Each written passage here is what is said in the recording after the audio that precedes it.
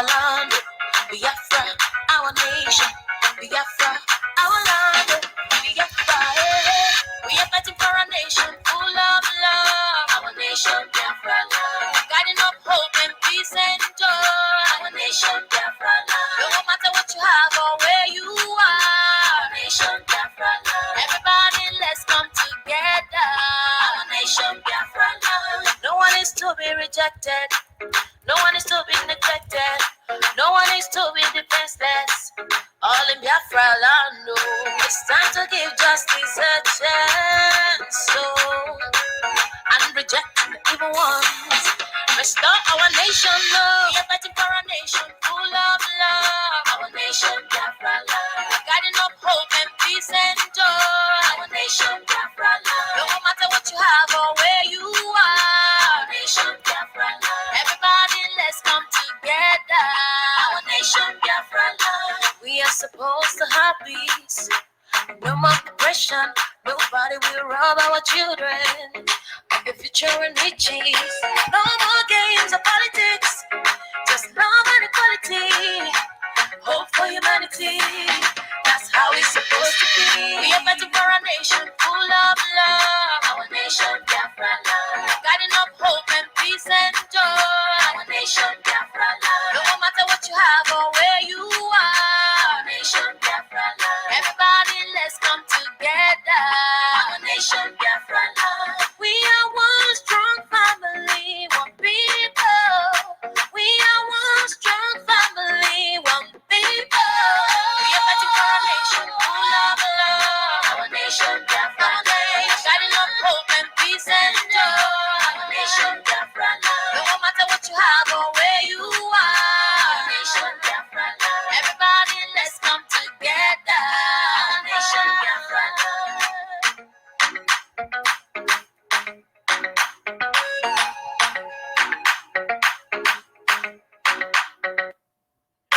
All right, thank you. Thank you so much, Umuchineke. Of course, we are here to restore our land, a place, a garden of hope, peace, and love, where no one will be neglected, where no one will be rejected. It's our nation called Biafra. Good day, Biafrans, friends of Biafrans, and lovers of freedom all over the world. Of course, my name is Mona Chimsaga. I am here in Houston, and let me have my other sisters introduce themselves. Sister Augusta, please go ahead. Good morning, Biafrans all over the world. My name is Augusta Nasike, and I'm here in Richmond, Texas. Thank you. Sister Ukwi. Good morning, my people. Welcome once again to this enlightenment campaign. We are glad you're here, and keep coming, and we'll keep interacting. Thank you very much. Absolutely. Thank you so much. And of course, before we get started, Asumu Chukwu, we don't get anything done without calling on our Lord and our Savior, Chukwu. So, dear Lord, as we face this uncertain times in our land, we ask you, Lord, to dwell amongst us. We are comforted by the knowledge that you alone, our Maker, the Redeemer, and the ultimate Master of our lives. We trust our land to your loving care. Please send your spirit to touch the hearts of our people. Give them the wisdom to know what is right and the courage to do it. Give us your light and your truth to guide us in our way so that we can worship you once we restore our land. Rock of Ages, we know you have endowed us with power, authority, and wealth to build a place of worship, a future where we and our children will worship you once we restore our land. Therefore, we are asking for your intercession as we play our part in actualizing this God's mandate. In Chukwukikabiama's name, we have prayed. Amen. Of course, our topic, we usually start with the topic. Huh? Somebody say something? Oh, I said, he say, I was answering your prayers. He say, of course, he say. Of course, today our topic today is life is a series of planning and execution. Life is a series of planning and execution. Of course, the universe is governed by certain laws. We know there's a law of gravity, that anything that goes up must come down. The law of motion, the law of acceleration, the law of sowing and reaping. Of course, if you sow nothing, you will never reap anything. These laws, we must know that these laws will not change because of the color of your skin. You will not change because you chose to be ignorant or you choose not to be enlightened. It's one thing to be educated, it's another thing to be enlightened. It's one thing to be physically and spiritually awake, or you're out of bed and you're still sleeping because you are not really awake. Somebody wakes you up, like my sister would say, her mother will wake her up. She will go on the corner excuse me, she will go on the corner sleeping and her mother will think she's awake. So that's what we are doing here. A lot of us are awake, or we thought you're awake, but you're not. You're somewhere at the corner asleep or sleepwalking. Even though you have your eyes open, you do not have sight. Our country, Zoological Republic, their country, excuse me, is a place where people have been taught to live unrealistic lifestyle. Africa as a whole is actually a place where we have been taught to live an unrealistic lifestyle. Nothing is planned.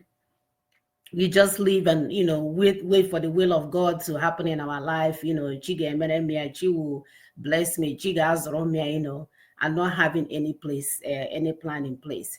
It's a place where you eat tomorrow and the future of your born babies are gone. It's a place where leaders sell off their people's assets just for political position, selfishness, and greed. Yet they walk around freely in a land as if nothing happened. There is no one that will hold them accountable or have them bear the consequences of their action. People will even protect them. They will call you all sorts of names if you even try to even come after them. There is no accountability. There is nothing at all. Nothing at all. We watch people do a number on us. We watch politicians destroy all our land, all our resources, and all we can do is to call them big names. Nobody holds them accountable. As a matter of fact, if you decide to be the one that is brave enough to try to hold them accountable, others will advise you to be quiet and wait for your turn. That's the African behavior that we have adopted. That's why people that are not so blessed, that will come from another country, they don't have any resources, they are not blessed, they will come and conquer us, the so-called people of God. They will come and conquer us in all our resources because we have not planned very well. We have not followed and execute a well thought out plan. All these other people, they plan for 20 years ahead of time. They get things rolling. They have easy strategies. They have all these things to make sure if it doesn't go here, this is what we need to do. They even have ways to prepare for hurricane. This is Mother Nature. They have ways to prepare for it. They are not waiting for Chukwu Okike Abịama to come and do it for them. They will evacuate their people before a disaster. They will plan both for now and the future. They will even follow this Mother Nature destruction to make sure that they have a target line on what they need to do. But what do we Africans do? Oh no, God forbid if we plan. We just, float around and pray that God will eventually, stop the fire when it comes and stop the hurricanes when it comes. That does not make sense. It does not make sense, people. That's why the topic today is life. Life. If you have life without a series of planning and execution, you will find yourself running in circles. Sister Augusta. Yes, as you rightly said.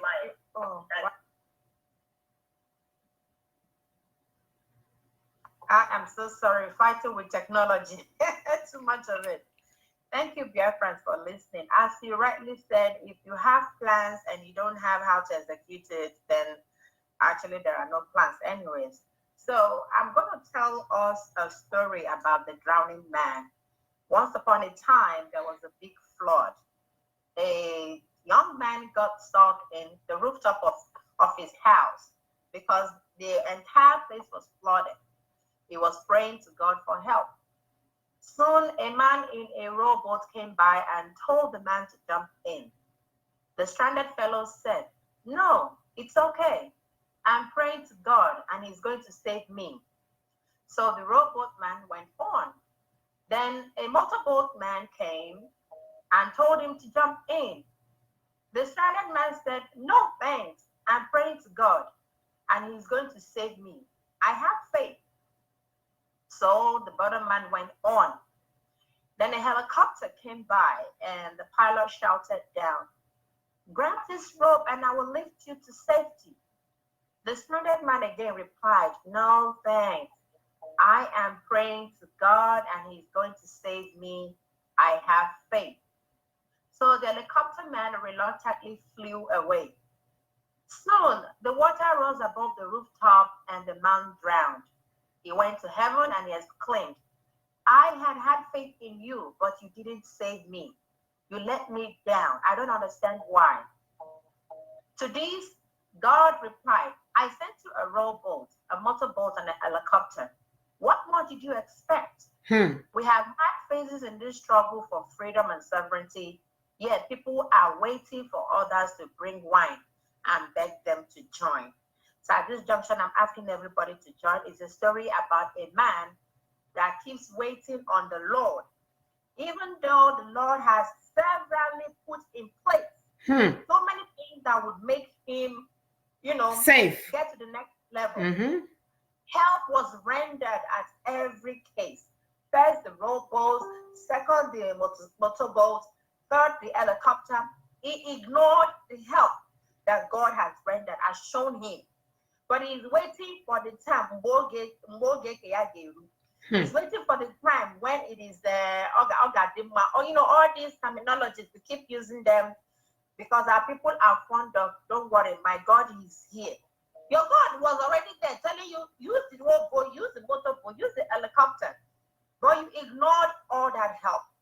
So we are telling our people that the time has come for you to figure what you need to do for the sovereignty of our nation. You have to join. You don't have to wait for when people are working endlessly to see this thing happen, and you are not doing anything about it. So everybody has to be a part of this struggle. And the earlier you join, the better for you. If you wait for us to come and beg you with wine, you will wait ayah. So that's my contribution for this moment. Thank you, Sister Mona. Thank you, Machineke. And of course, Sister April, you can continue. Unmute yourself. Thank you. Thank you very much, Sister Mona. Thank you, Sister Augusta. Yes, once our people need to understand that there are certain things God does not do. God is able to do many things, but there are some things that he by himself decides, "I'm not going to do this." God does not do for man what he has given man the power to do. For instance, God has given you 2 bars of yam as a woman, and your children are hungry. All you need to do is to peel that yam and put it on fire. God will never come down and do that. He will not. Because he has given you the power and the intellect to do it. And he doesn't want you to be a robot. He wants it to be a relationship. That's why some people that say they worship God are always afraid. God will kill you. If you do this, you will hit your head. You will hit your head. That's not my God. You're not describing God. I don't know the idol you're talking about. God always wants a relationship. He wants partnership. If you go and read scriptures, you see that all the time, he always wants partnership. When he made man in his image. A man that will be like him. A man that will think like him. A man that will be creative. A man that will be solving problems. A man that will stand up and organize stuff. That's the type of relationship God has always wanted. So you sitting down and waiting for him to come and do certain things. He will not look at you as you're being lazy. And he will not want his children to be lazy. He wants you to work. So you find out that every developed nation today, at one time or the other, there was in this situation that we are today. If you go and read history, they all passed through what we are going through. One nation suppressing them, or other nations suppressing them. But what did they do? They fought and struggled their way through. They did not sit down lamenting, crying, "Oh, this person come and help us, that person come and help us." They did something. They strategized their way out of their predicament. The truth is that no matter your anointing, no matter the faith you have, If you do not follow God's plan of self-preservation and deliverance, your race might be destroyed and exterminated. And you won't blame God. Nope. Because he has given you the intelligence and he has given you the wherewithal to do certain things. And when you get to heaven, God will just welcome you.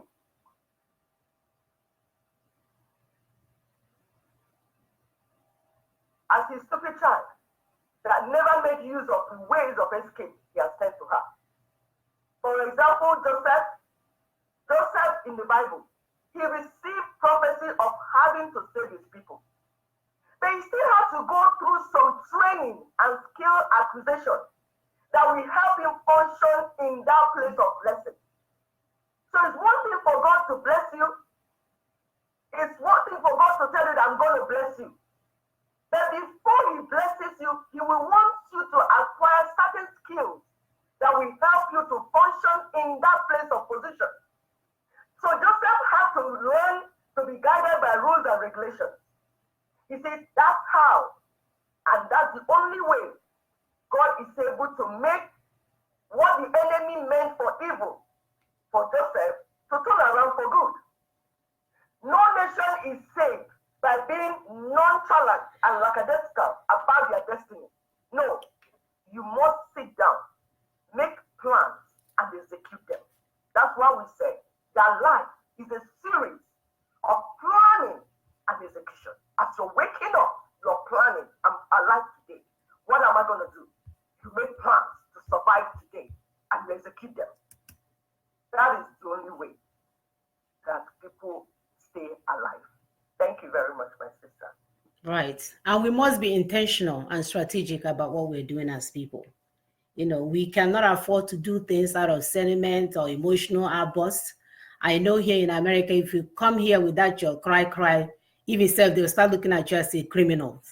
They don't have time for people that are always crying. Police he doesn't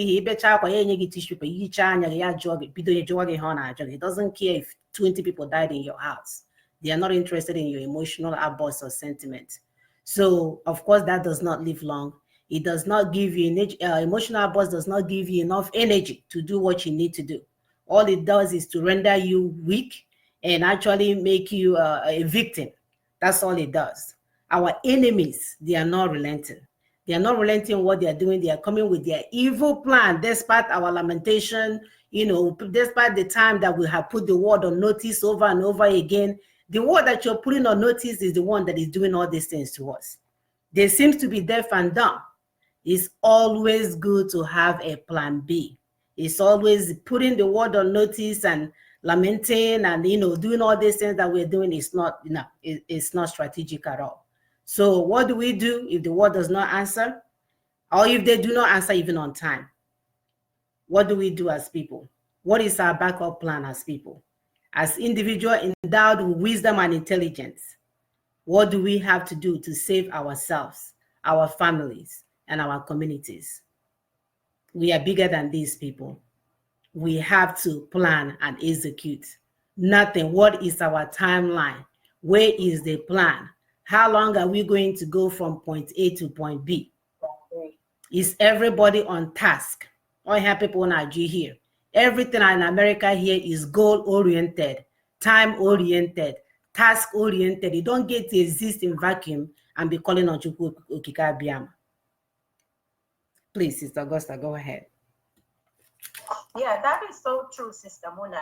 You can't exist in vacuum and expect people to come and help you. You have to be strategic about what you're doing. You have to be out there shouting. You have to be out there. People have to notice you. You have to be able to plant, everything that you're doing out there in the open and let people understand what you are doing and where you are getting to. And that is why, building any kind of building requires a plan. Before you build anything, it requires a plan. The plan will show how the building will be placed. The plan will show the foundation, how the foundation would be made. Mm-hmm. So the plan is very, very important. And the plans are well thought out because the models and even the prototype will be built first to show how this building would look like. You understand? And this plan, after the architect must have drawn the plan out, you will still have people working under the architect that have an idea of how the building would go. So if anything happens to the architect tomorrow, in the middle of the project, the remaining people will continue, they will go ahead to carry out the project to fulfillment. So that is why plan is strategic. It's important that you do that. Even during war, one has to have a plan, a war plan, a blueprint. One has to have a timeline. All these things have to be strategic. Africans always like magic. There's magic at the church, magic in politics. They always open up on prayer. Prayer is good. Nobody's, talking against prayer.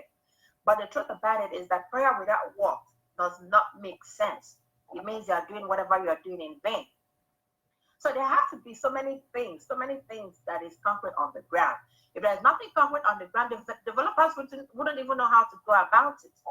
So Africans find it difficult to put down their thoughts and vision into a reproducible model. They find that difficult. They're always thinking about it, but they're not putting it down, probably in writing, in drawings, or in whatever. They are not doing that. That is why most families' dreams and vision die with the death of the father. You see, some fathers have dreams. They would not want to inculcate the dreams to their kids. They would not want to share the dreams with their wives. They don't want to share the dreams with their siblings. So when these dreams go on and on, once the man dies, the dream dies as well. So that is why we Africans, we have to have a different perspective about life.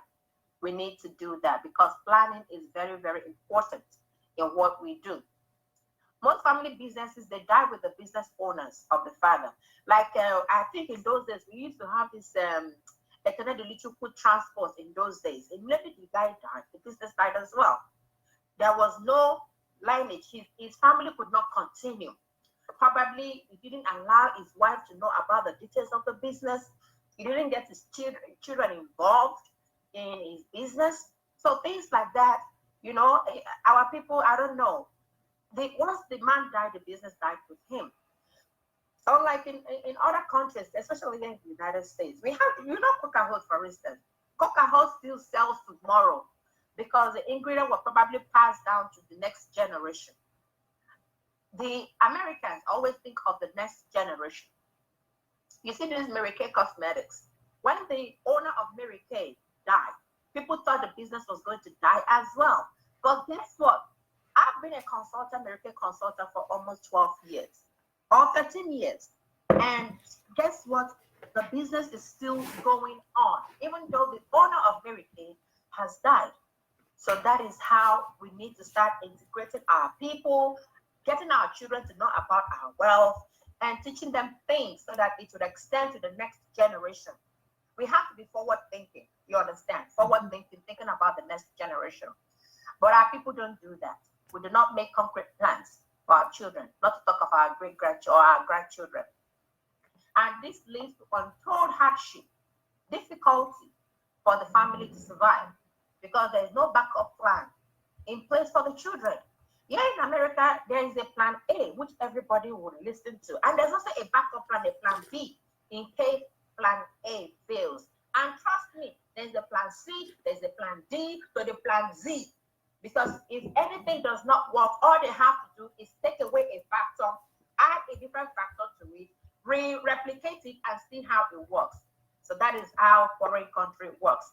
But once we start a plan and it's not, working, we just, drop it. Because probably it's not fetching what we anticipated. So we need to start getting that in line. There is no backup plan for our children in place. We just give birth, no plan for the next generation. Remember that he who fails to plan has planned to fail. Can you say that again, please? A person that fails to plan has plans to fail. There is no question about it. Because if you don't put plans in place, whatever you do, you will see yourself failing in the process. So we have to be very, very strategic. The entire Africa and Black race needs a survival plan right now. Right now, especially the Black race. We are fond of being the consumers. You understand? We like to consume. Buy the latest cars, the latest jewelries, the latest designers and all that. But we don't have a plan for our next generation. Try to at least create that latest jewelry, clothes or whatever from our own community. We don't have that. We don't be, we're just consumers. And we have to start changing that perspective about us. This includes all African Americans as well. So we have to start building and restoring a nation. And that has to take a collective effort of everybody involved. Mm-hmm. It's not going to be a one-man show. Everybody has to be part of it. And the first stage of liberation is to liberate the minds of our people. Our people's minds have to be liberated. Their minds have to be open to changes, open to new ideas, open to things that would promote our restoration. So everybody has to change their mind, sanitize your mind, sanitize your thought processes. And this will get us going. It will not stop even after the restoration of Biafra. We will continue to have plans, blueprints, and deadlines. Deadlines, like you have a date that you are looking forward to in achieving this thing. That is very, very important. No matter what you do, you don't have a time frame. Oh, in the next 6 months, we're going to achieve this. In the next 1 year, we're going to achieve this. In the next 20 years, we're going to achieve this. America knows what their GDP will be in the next 50 years. Yes, they know that. Because they have everything put in place. They have everything put in place. They know how many kids that will have born in the next 20 years. I don't know the kind of juju this guy uses, but the truth about it is that they have plans. And these plans are being executed gradually. They know what they're doing. And we have to just have a different mindset. That's all we need to do. We have to change our thought process. I've said that earlier.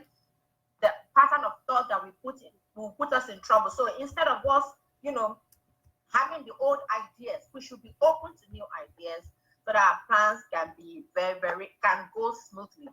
And as we have often said, education is key. Education is key. No one man is a monopoly of knowledge. Trust me, not a single person has the monopoly of knowledge. You have people that are in different departments, but the fact is that you have to bring everybody together and we'll be able to ascertain exactly what we want. We have to study political history of Biafra, political history of other countries. We have to be able to analyze what other countries are achieving and the time frame in which they achieved it. We'll be able to use that as a prototype for ours. So this will help us to give an appropriate response to what is happening around us, because learning about our past helps us to propagate what the future would look like. Thank you so much. Thank you, Sister Muna and Sister Ekwe, for all your contribution. Plan is important. Once again, he who fails to plan has planned to fail. Let that be one thing you're going to take out of this conversation. Thank you. Absolutely. I was going to make a comment, but you answered it back. So it's not juju. America is not using juju for their projection. They're just using common mathematics and statistics. And of course, they look at what was trending before and add plus or minus. Okay, if we increase it to this amount, this is what will happen. Okay, minus it. If we decrease this amount, this is what will happen. So it's not even a juju, my dear. It's simple calculation, which I know we Biafrans are capable of doing the same. So, Sister Ekwe, please continue. Yes, my sister. It's amazing, That is this my forefathers have said. I keep telling them that I'm proud of my forefathers. They're wonderful people. They're so intelligent. They are. So many things, if you go to what they have said, you know that is the truth. They said that what you learned is better than what you are trying to do with you. And the white man will say, practice makes perfect. So we are working together just for us to understand who we are. When Sister Augusta was talking about planning, I remember the story that Jesus Christ, Yeshua HaMashiach, told in the Bible, because the issue is that our people are carrying Bible up and down, but they're not reading it. Because if you can read Bible and read it, you will learn common sense. You will learn sense. They're reading, they're not understanding. And that means you're not reading because you need to understand it. If you're reading and not understanding, you need somebody to teach you because you need to get something from what you're carrying. It will be wasted time for you to read something, you don't understand it. Then go to school to study it, to understand it. Because somebody has to understand that thing. So Jesus was talking about the foolish man, the wise man, and the foolish man building house. He said the wise man Before he built, he calculated, he planned, he brought his things together and built it on the solid rock. Then the foolish man came and built his own on sand, anyhow. What did he say? He said the rain came, the storm came. That means that both the house of the foolish man and the house of the wise man, we face the same challenges. Mm-hmm. We face the same challenges, but the difference is how you built yours. What did you do before you built your own? How did you build your own house? That's what will say whether that house will last or not. So we find out that the major problem an enslaved people have is identity crisis. That means you don't even know who you are. And that's the strategy the colonial masters use. The first thing they attack is your identity. They want you to forget who you are. Because if they're able to get you to forget who you are, then they have conquered you. Mm-hmm. Mm-hmm. So in our own case, because it's like we're saying, you need to understand what your problem is so that you can plan on how to solve that problem and then you execute it. So what the colonial master did is through division of, they divided us, what we call social engineering. And we have said this in platform before, that these people sat down, planned their way, and executed it. That's what is going on. They didn't use juju or not. I know some people say, oh, they're doing something, they're doing something. My dear, if you are a child of God, how can juju work for you now? If you claim that you're watchmaking, what is the juju that somebody is doing that will work? So they divided us, which we always say it here, divide and conquer. They use religion as one. For instance, the Jesus of Roman Catholic is different from the Jesus of Pentecostals. The Jesus of Pentecostal is different from Jesus of Anglican Church. The Jesus of Redeemed Church is different from the Jesus of the of Winners. I remember when I was getting married, I was in Winners. My husband was in Redeemed. I was trying to. Do you know we're going to have the wedding in Redeemed? You know my own church people were telling me, no, put the man to Winners so that we'll do the wedding in Winners. I said no. In my culture, man does not follow woman. Woman is one that moves to join her husband. You see the politics, even inside church. Is it not the same Jesus we're talking about? But these are the things we call social engineering. You manipulate people using whatever that is available. They can use food, they can use religion, they can use anything. And sometimes when we talk about this manipulation through religion, people think that maybe we're not Christian. That's not what we're saying. We're saying that somebody has used this thing. And anything can be used. Even food can be used. But the problem is when you understand that this person is trying to use this thing to cause division in your family, you will be intentional, like Sister Muna will always say. You will intentionally stop it. You will sit down and bring your brothers and sisters and say, let's sit down. Though you go to this church, and me, I go to this church, it will not bring trouble for us because we are brothers and sisters. This thing is not supposed to divide us. You have to sit down. Another thing they did was renaming the people and the places. This is our strategies the enemy has used. They sat down, planned, and executed it. So they named the places. Now you hear people saying, I'm Eka Igbo. This one say, I'm Delta Igbo. This one say, I'm Kwa Igbo.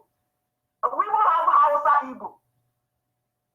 So you find out that 2 generations later, these people will start thinking that they are different. Right. That's why somebody like Sondo Lisa, one of those footballers, he said, excuse me, I'm not an Igbo man. I'm a Delta Igbo. Hello. That's when they say these things. You ask yourself, are you making sense to yourself? You're not an Igbo man. You are Delta Igbo. Are you all right? But you see what social engineering has done to people over a time. Mm-hmm. Mm-hmm. So another thing they used was politics and change in demography. When they come to an area, they would change demography there. Like what is currently going on in Igbo land. If we keep quiet, I'm telling you, certain communities would complete Fulani in 20 years' time. Let's do the mathematics, for instance. Now, if one Fulani, the people that bring it to our land, one Fulani man marries 5 wives, and each of them gives birth to 5 or 6 children. 5 times 6 is 30. So one man has produced 30 children in one generation. Now they brought 500 Fulani men. 500 times 30. Is it not 15,000? Yes, so These are not a community already. So you see that restoring Biafra nation will take our collective efforts. It will involve everyone, male, female, rich, poor, youth, old, because our enemies are not doing things in a lackadaisical fashion. They sat down and strategized what they're doing. There's no way you will respond to something like that just doing it anyhow. Everyone needs to be intentional about our restoration project. Often people misunderstand the difference between restoration of Biafra and getting the world to recognize Biafra. They sound the same, but they are not technically the same. You see, Biafra already exists. We are Biafrans. We are already here, and we know who we are. The problem there before was that some of us didn't know who they were. So Biafra already exists. And Mazen Nandekano is working hard to get the world to recognize Biafra again. See, I tell people that in this struggle, everybody has their own job. God already, this is God's plan, it's God's project. It's not my project. It's not even Ojuku's project. This is God's project. And it's like a puzzle. You will do your own part of the job. I will do my own. And then we come together as a family. It's not something that somebody will feel that, oh, it has to be this person that will do this. No. Different talents have been distributed. You see, just the same way, for instance, I tell people that before Jerusalem was recognized as the capital of Israel, for 13 years they had done the policy paper. They kept it. They didn't sign it. They refused to implement it until President Trump came to now do it. But you know, this thing didn't happen. It wasn't magic. It's the Jews in America that strategically did this and brought in Trump with the evangelicals. And they took the process. They plan it. You sit down and strategically do what you need to do. And then it happened. While they were waiting for Israel to be announced, the capital of Israel, for Jerusalem to be announced, the capital of Israel, Israel nation was still working. They were operating. They were doing all the things they needed to do. While a segment of them were lobbying for recognition, they were doing so many things, expanding Israel as a nation, building Israel as a nation, restoring Israel to her former glory. Why some people continue the lobbying? Right. So it's a collective thing. It's a collective effort. Take it on record. Everybody. Sorry, I say something. Madam, I'm saying it on record. Yes. Exactly. So the other part of rebuilding Biafra is for all Biafrans, from wherever you are, because we are human beings. So we are working hard to rebuild our nation and our people. We will rebuild our people, we will rebuild our land. Because we said from the beginning, identity crisis is a major issue. So now we are waking everybody up, teaching them what it means to be a Biafran, how you need to be a Biafran. If you're a Biafran, you have to do like this and do like that. As we are doing that, we are restoring Biafra, we are restoring the people of Biafra, and we are restoring our land, while people that are working hard to get Biafra recognized continue their job. That's their own section of the job. So the entire citizens of Biafra need to continue to be educated. Like my sister Augusta said, even after Biafra is restored, we will continue to educate ourselves. It's a continuous process. You don't stop. We'll continue.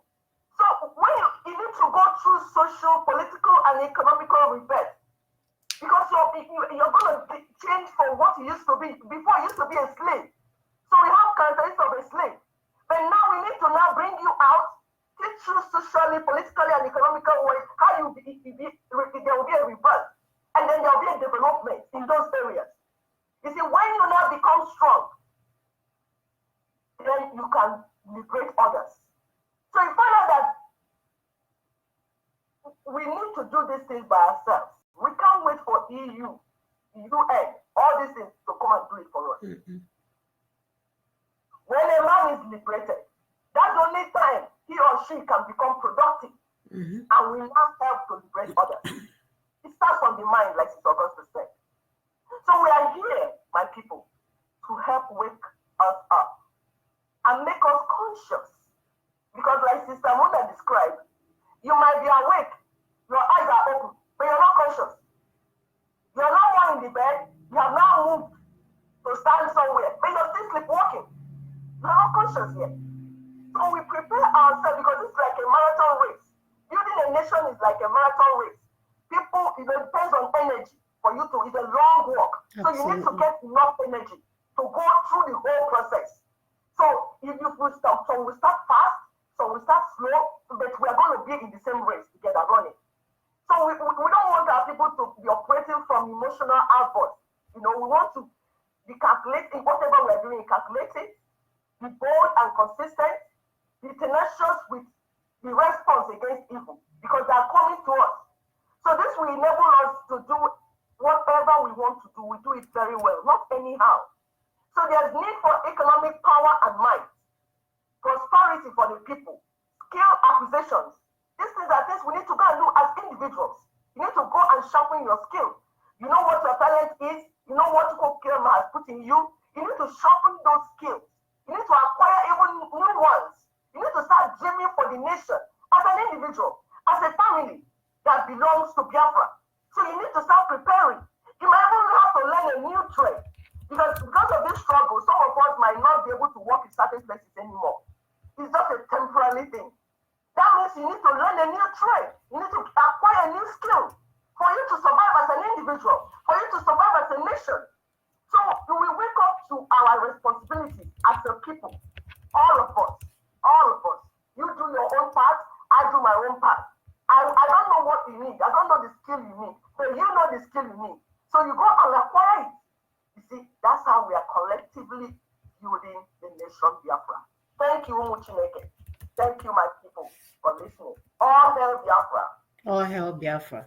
Thank you so much. Our brother Alfred MS said that we should look up forum for 1939 edition of the Grail message, that will help us to restore Biafra. Thank you so much. I will definitely look into that. But this is the same thing that we're talking about. Instead of giving me that message as if I have the power to do all of these things, is for you that knew about this information to look into it and see what you need to do and gather people around you. I'm not saying that I will not check it out. I will check it out, but gather people around you to start working from that process of whatever you think it is that will help us to restore Biafra. And this is the platform that we're trying to create for people to begin to understand that you, the stakeholder in Biafra restoration, should do what you can, from where you're located at, to ensure this restoration project. So thank you so much for that information. And of course, if you can't do it, it's okay to pass it on to your brother or your sister who can get it done. Thank you so much for watching. Of course, we're ready to take phone calls.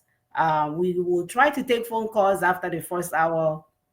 Typically, that's what the time that we're trying to put the calls for the phone calls to start coming in. Because what we're noticing is that people call exactly when the show ended. I will get 20, 30 calls. We cannot be on the air for that long. We are mothers, we have things to do. This is actually 2 days off. That's what we have in a week. So please, if you are going to call, this is the good time. Call in now. We have the 2 lines that you can call. One, you can call us a WhatsApp, +1 281. By the way, this is a USA phone number. Because I got some messages, people asking me if it was USA. Yes, we're in USA. I'm in Houston, Texas. So +1 281 643 7283, +1 281 643 7283. So however way you will dial US, and also the direct line is 774 +1 774 338 0942 +1 774 338 0942. So it's time for you to call in and make your contribution one of the things that we want people to be getting, should I call it the take home point of our topic daily, is for you to start to engage your mind, engage your thought process, and start thinking through some of the things that we're saying and how you can use those information to make your own impact.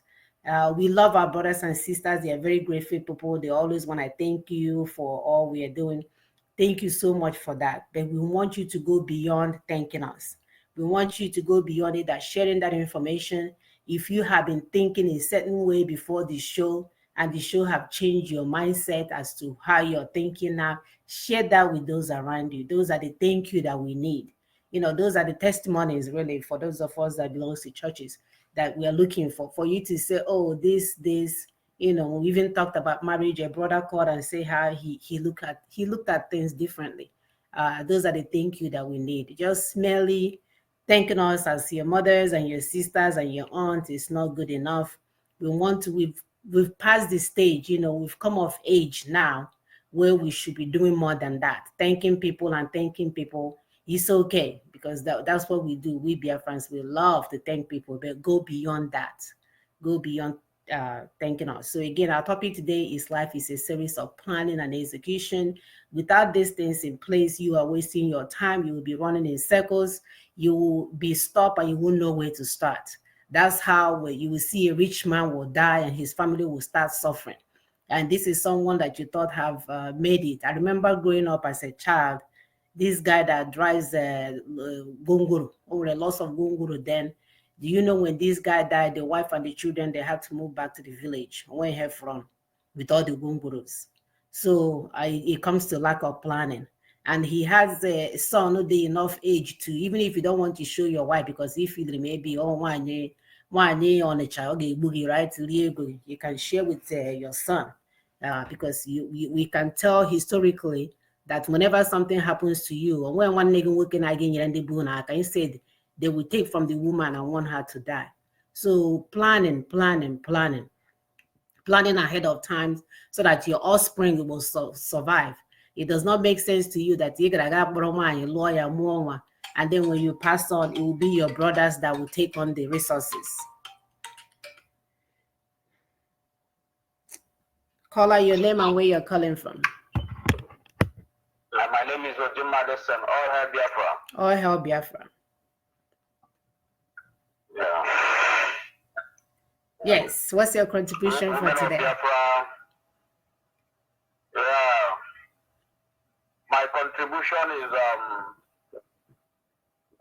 how we can achieve Biafra, and we have to put more efforts on what we are on the effort we have on the table for now. You people are actually doing a wonderful job.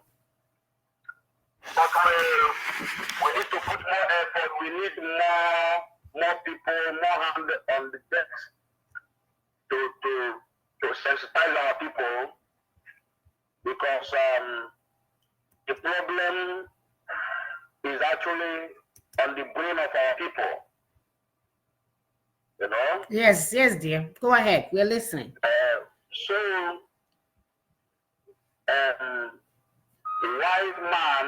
White colonial masters have done a lot of job in the brain and the mind of our people.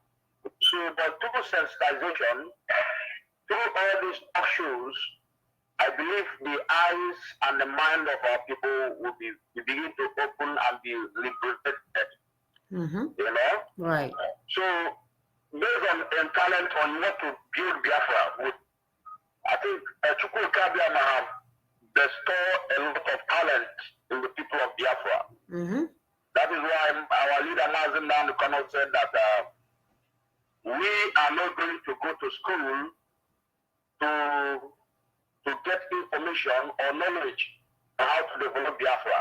Mm-hmm. He said that the kit is already inside of us. Of which I was watching in the Facebook, I saw a young boy, a Biafran boy that produces a gelato. Mm-hmm. That run without fuel.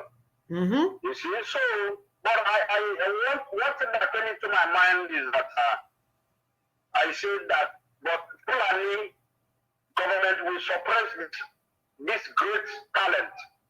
They will ensure, if possible, they can even kill the boy because of the hatred of the Fulani. Fulani have no knowledge of anything. They are wanderers on the earth. So how comes we have gotten to ourselves to this mess? Because Fulani, they are clever people. They are clever. Though they are not educated, but they are clever. They know the game. But our people, because of, I say, Christian religion, they have been suppressed in their mind. They cannot be able to chant for war. They cannot be able to know the way to chant for war. Yeah? Chant for freedom. Right. You believe in what God of Israel is saying. What happened in how Israel was, how they have been held for 400 and something years in captivity. But they forget to talk about their own captivity. That they are into in that benevolent zoological republic. They fail to talk about that one. I know. You only talk what Moses did in 100 years. In years, but they cannot be able to talk of what is happening, how they could come out, how their forefathers, what happened to their forefathers, and what happening to them. They cannot be able to, figure out those ones. Right. You see, we look at how those colonial master works. They'll first of all change your name. I think you maybe have explained this thing here. But let me just put a more light. They will first of all change your name, like these Catholic people, Catholic Church. What they do, if you have the children, you must before they do baptism, you must give that child English name. I know. St. Michael, St. Joseph, go to Pentecostal church, they are doing that too. But you can't go to China, you can't go to Japan, you can't go to India to tell them to change to answer English name because I know. they understand the game. They understand the game they are playing. Yes. Yes. It's So true. our children, our mothers are still in the mother house paying offering to Vaticans.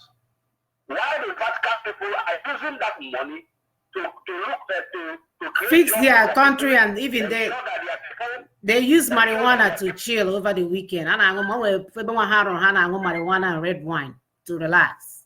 Red wine. Okay. So they use it to provide the job for their generations to come. Store those money, ensure that none of their people is suffering. But our mothers still in the mother house, they promise them that Jesus is coming, that they will go to heaven.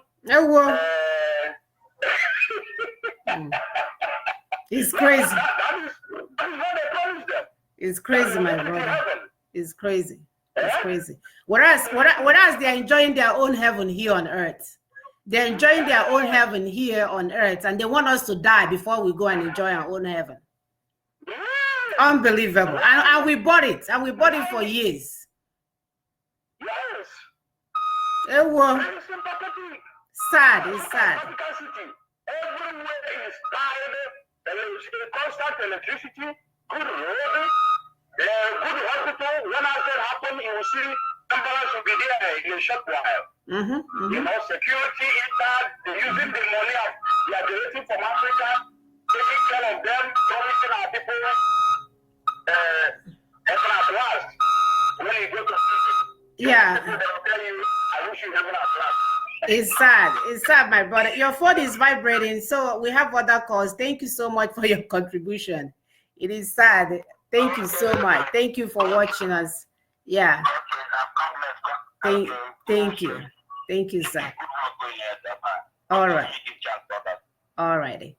So our brother said it all. The so-called Vatican, you guys know they have oil well now our land where they collect their money. So that's why Arinze will not help you, because at one point we were yelling at Arinze, why won't he speak up for us? Arinze kwuo ya fu here were mogri. They will start eating ogri with ozu Arinze. So nobody is coming there to speak for you. Like I said, even my Bush, the former president Bush, he had oil well there. So that's why they will never speak for you.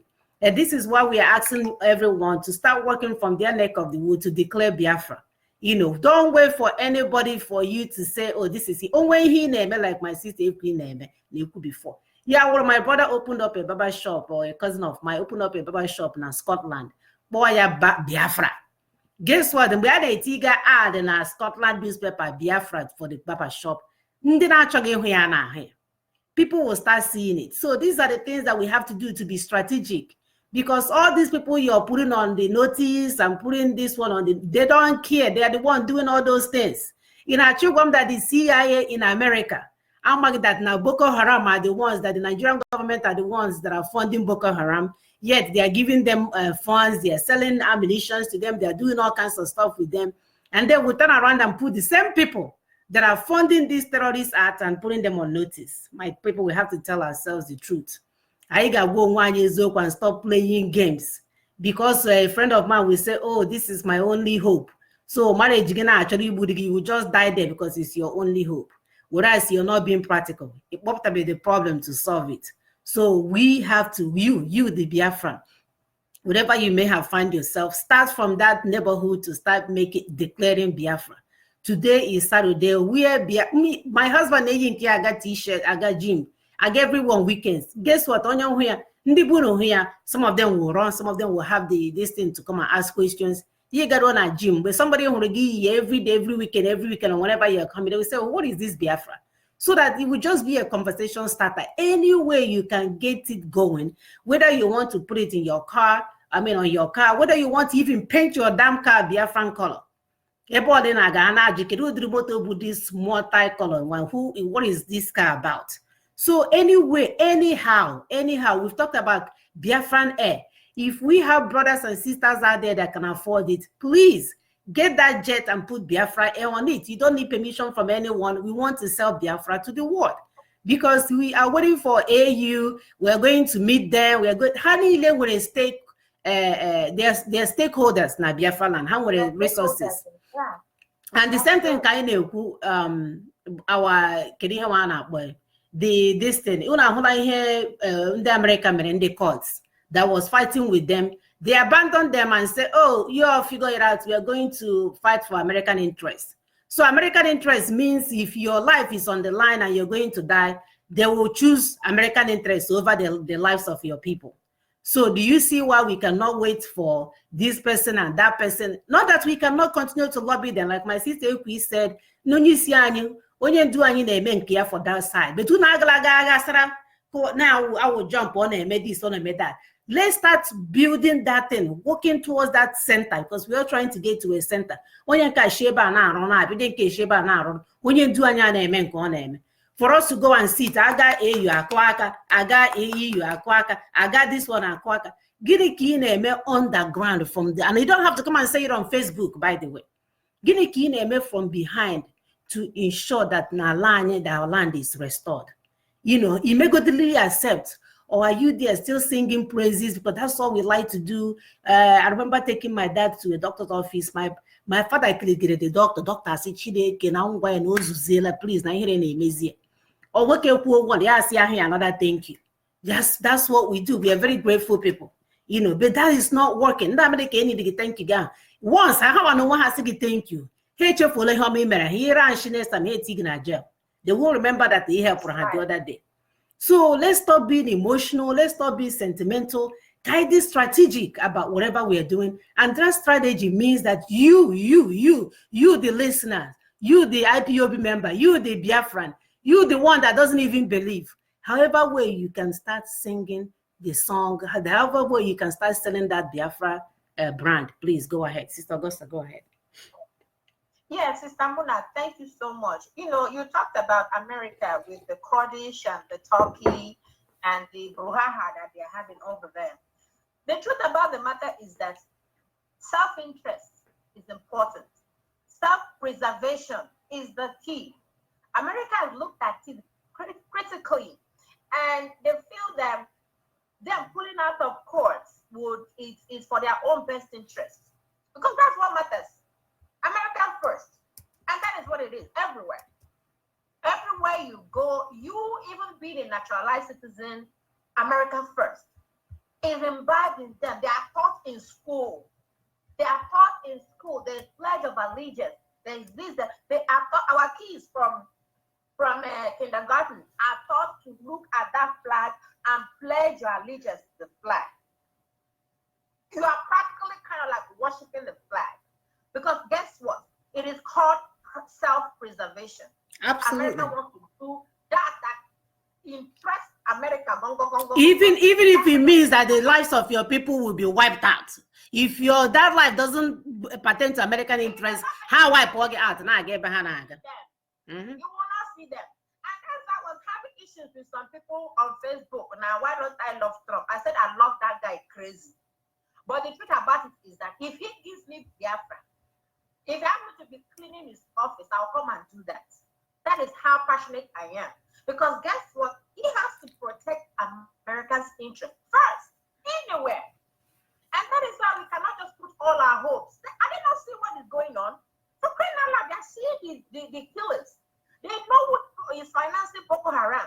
They know why Jubril is going up and down, buying weapons to kill our people. They know why they have Operation Show Your ID card just only in the eastern region. Now, if you are going, you have to put your hands up because you are afraid that you'll be the army are there trying to make sure that you have an ID card. How can you say you are in a democracy where every corner you have army, you have road safety, you have custom are on the streets of Biafra. War zone. There are not even that many like that in courts. One in Pope and Assyria, one law. They're not even like that. I know. So the truth about it is that these people are strategic. And when we keep telling our people that these guys have a blueprint, not written by them, because they have a blueprint, not written by them. The blueprint is handed to them by the British, and they are following that blueprint step by step. They are not missing any step at all. They are following the blueprint in total. And that is why we have to be careful. Self-preservation is very, very important.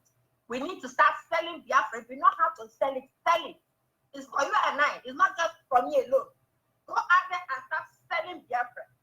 Wear Biafran t-shirt. Put flag in your house. In my car, somebody start dancing at this Biafra self. Because I think they are not a Biafra. That's more Biafra, she would come. So go out there and start selling these Biafra everywhere. And guess what? Those that are pretending not to notice will one day say, hey, what's up? And we will go from there. My dear, our enemies are not relenting and we are not relenting. We do want to use this opportunity to thank those of you that have invested in our Biafran Bank. The Biafran Bank is open to all Biafrans all over the world, but guess what? We are not waiting for all Biafrans. We're going to eventually include our African American sisters and brothers, but this is opportunity for you to get a piece of the pie. So far we're doing good. It has to come to fruition. When we get Biafran Bank, it gives us the political power that we need, or the economic power, take that back, that we need to affect the political process. So these are the things that people are doing. Whatever you can do, whether you get a boss and name me Biafran boss, whatever you are, or Biafra. We want to thank our brother here in Houston. He has a Biafran taxi. And these are the things that we are talking about. He has a line of taxi called Biafran Taxi. So that brother, kudos to you. Thank you so much. You do not need any permission from anyone to do what you can do to sell that brand name Biafra. It belongs to every one of us. We are stakeholders in it. Whatever that we can do toward my wish before morning, the trees in your front yard will become Biafra trees. I will change it to be our Biafran colors. So those are the things that we want people to do. Stop lying to yourself and clapping hand and all hell Biafra, one family, IPOB. Gaga choy higeme. Gaga choy higeme to sell our products, to sell our brand name. Call out your name and where you're calling from. Oh, yes, this is Diego. Mazin, no. I mean, watch naked, no. Hey, come on, onye nwa igozie unu, I have here n'Igbo taa. Ya gozikwa ego nwa Chineke, ya gozikwa ego. Yes. Yeah, God bless you all. Mm-hmm. So yes, I'm calling to give my own contribution. 2 cents. Mm-hmm. Yes. So yeah, this topic today is very, very, very nice, you know, and it's really, really touching to what we are doing, and it concerns our people. So just like Sister August, I believe, was just saying about, you know, American government, especially, you know, President Trump, you know, focusing more on America. He said America first, and that is something that every leadership of every country is supposed to emulate. They're supposed to look at what he's doing, because if every president, every leadership in every country will do that, will focus on their people, trust me, there will not be any problem. But it's not happening. Mm-hmm. It's not happening. Exactly. He made it clear, President Trump made it clear, he's not the president of the whole world. He's the president of America. America first. There's nothing wrong in it. Mm-mm. So anybody who has problem with it is what? It's against the people, because they are not trying to represent the people. It's about them and them and the global, you know, community, which is what is the problem is, you know, around the world. How are we, you know, how are they staying out of their you know, what is the problem in their country and looking outside? What is going on? You know? So anyway, that is by the way. But we already know in Biafra, when Biafra is restored, it's Biafra first. There's no doubt Even about now, it's Biafra first. Exactly. Biafra first. Yes, even now. Yes, that's what we are doing. Yes, it's Biafra first. Whoever, you know, doesn't like it, they could just do what? Go and hit the rock ahead, or jump in the I don't know, the lagoon, whatever. Right, whatever they want to jump in. Yes. So that's by the way. And also Operation Show Your ID. I'm sure we all know that this Operation Show Your ID, whatever, is practically in the south. We all know that, right? Yes. It's not happening in the north.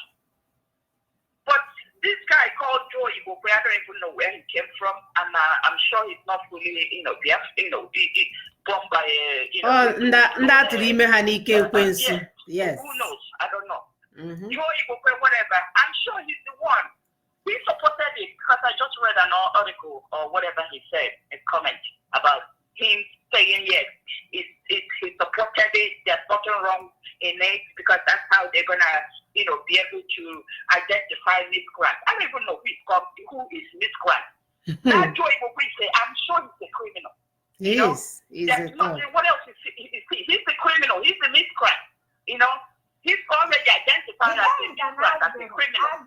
You know, and Abolola, you know, he went to Lagos, and now with Tinubu that even Yoruba don't even like him.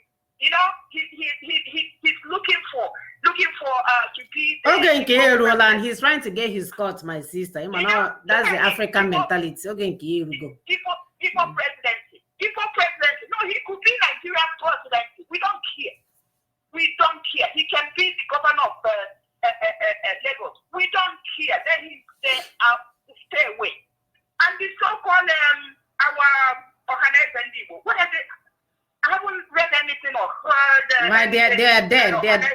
They died two years ago. Because they want to suppress the so-called miscreants that are, you know, bugging them and getting their butt because they want to secure their position. Secure your position for how many years? Look at their friend and look at how it is. Look at how it is. Nothing to show for it. What are we saying? They have failed.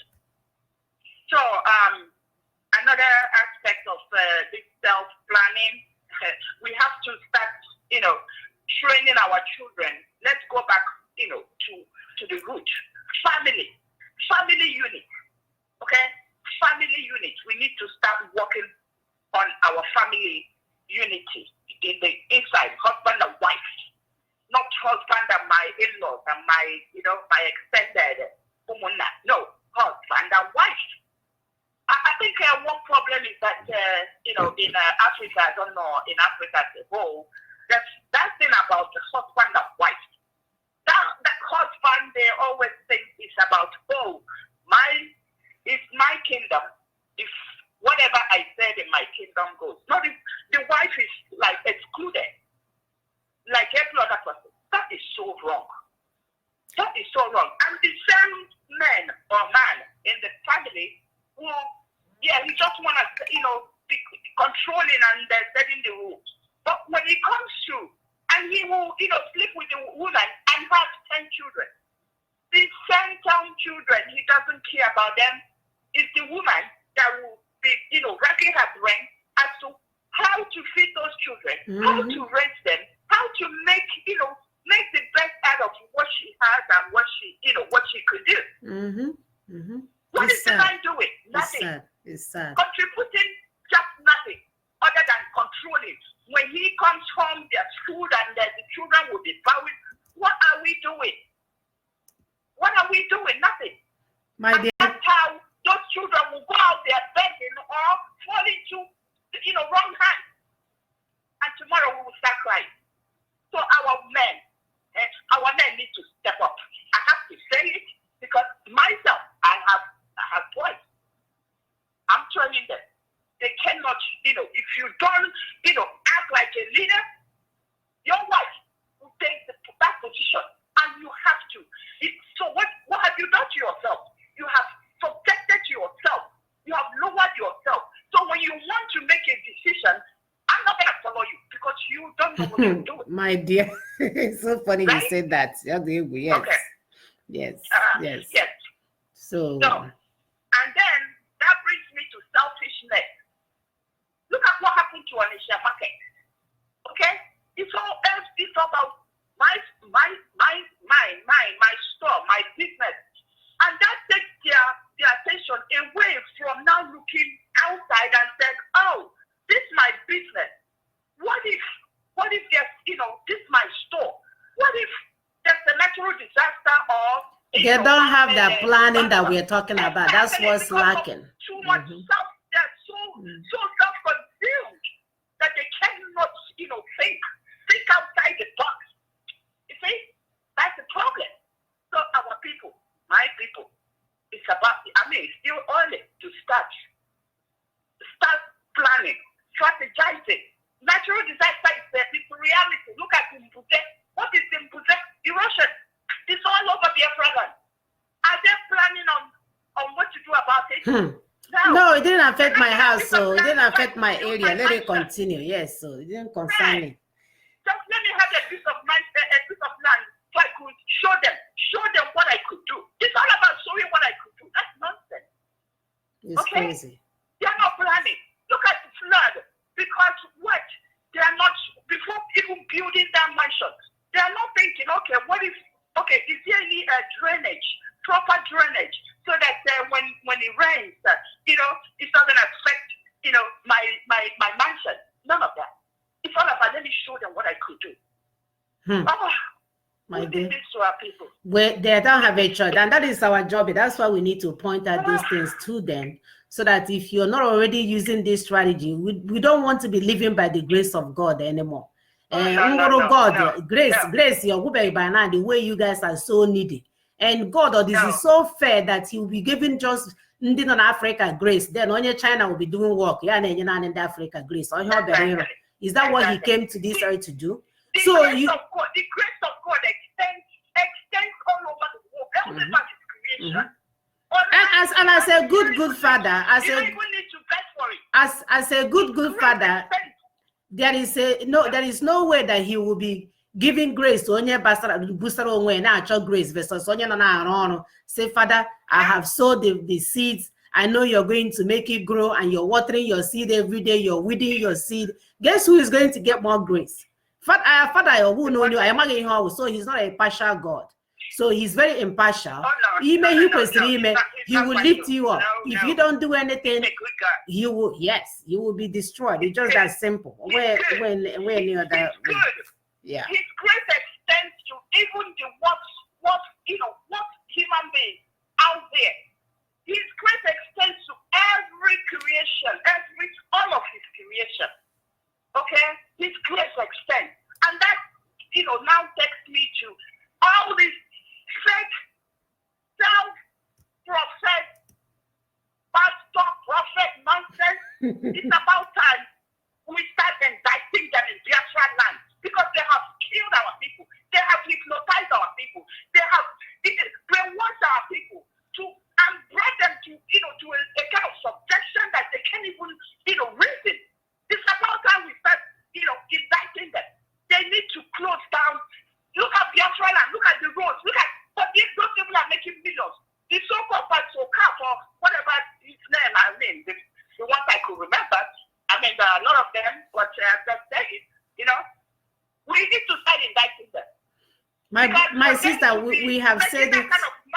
Making that kind of money in a place that poverty-stricken place. We have said this over and over in our show that anybody that is still going to church and handing their money to Umundi pastor, use it to help the widows. Like when they made around the other day, we're here to build your communities like Indians and Chinese will do. Use your money, use that that's your 10% or whatever. To Sunday, but that down your street, show a widow, show one car that is supposed to be in school, now not in school. Start something. Pastor will never give you any blessing. Only God will give you. Only God will give you. No. Only God. Our people, they can only do stuff when they are recognized. That's what is killing our people also. I know. They can only do when they and God can only bless you when you do something without any other person knowing. That's when He will bless you. The same Bible said, just when your right hand is doing something, don't let the left hand say it, isn't it? Yes. They don't read their Bible. Yes. So now we are not going to wait for those fake self-professed pastors and prophets to do. No. Those that believe in Biafra restoration will now start every morning, every Sunday, as they're opening their door. They will, just like what they did to, for a mother. They will start hunting them. And every Sunday, go there and stand around there and, and start terrorizing them. Okay? Don't touch them, don't hit them, just around them. Start preaching Biafra to them. Okay? Thank you, sister. Thank you, my sister. Let me give other people the opportunity to speak. Thank you. God bless you. Bye-bye. Thank you so much. My sister, she has so many points. She mentioned about home, having that democratic process at home. We have a DJ here, MC here in Houston. Before he starts any show, he will say that the wisdom, go to this thing. When I say the fear of your wife is beginning of wisdom. When you understand our wife is the one that that's your demand up there. And when you look around the room, you know that most of the people never home when you have. So that is the issue here that some people are not willing to come to terms with. And then are we talking about the family unit? Some of our men here, they can't even run a family unit, talk less of running a meeting unit. Or then are we talking about a county or a city, talk less of a country? Because how failed in any way, say that they are using fear to run whatever they're running, or they're using stupidity, nothing is working for them, and they're not being realistic. So starting that democratic process in your home, where like I can read, this is the place I can read, and not when it's time for you to give. When you're running your family, everybody needs to know what is going on, because you guys are parts and parcel of what is going on to have a better connection, so that we are not deceiving ourselves. African men, we are not deceiving yourselves. We don't want to raise a generation gaming when they start railing their children. And we're seeing that failure, especially around here in Houston, that is failing now. Most of the kids that got married had divorced all already. And we're talking, some of them even took loan to go and have this massive wedding. I look at 1 year, had divorced. So because we did not prepare our kids for the future. Because I believe once we send them to school and they get their doctorate degree and all these things, nah. I see those people every day. If you don't give them the ground roots, if you do not get them grounded on that foundation, no amount of that degree, how much of that degree, they will fall apart. They will have nothing else to offer. So we want our kids to be well-rounded kids. Those are the generations that we want to raise. Sister, please continue. Yes, my sister, like always say, we have to be intentional. These things don't happen by themselves. They are not automatic. Anything you see anywhere in civilized world, somebody put it there. And before you put it, you would have planned. Then you now execute it. And that's why, like what Sister Augusta said, when you look at a model, when they're building something, that model is down. Even if the original builder dies, the rest will continue with it. We need to understand these things because that's how this work. These things don't happen by themselves. People have to sit down and say, today is Monday. What am I going to achieve this week? Monday to Friday. What do I need to do? What do I need to do? And then you can see, anybody in the pussy. Onye malasu, oso n'igwe. Onye amahasu, oso n'ala. I keep saying I'm proud of my people. They say if you know how to pound, you will pound inside water. But if you don't know how to pound, you will pound on the floor. They've just told you that there's need to learn anything you're about to do. You want to pound yam, you need to learn. Watch your mother first, or your father, whoever that is pounding. You watch the person pounding it, then you learn to see what the person is doing. Then you start practicing. But if you don't do that learning process, you will take the pencil and you hit it on the ground. You miss the target. That's what my people are trying to tell you. That you will always miss the target if you fail to plan and train yourself. You will miss the target. And as a people, we do not want to be missing the target. My people say,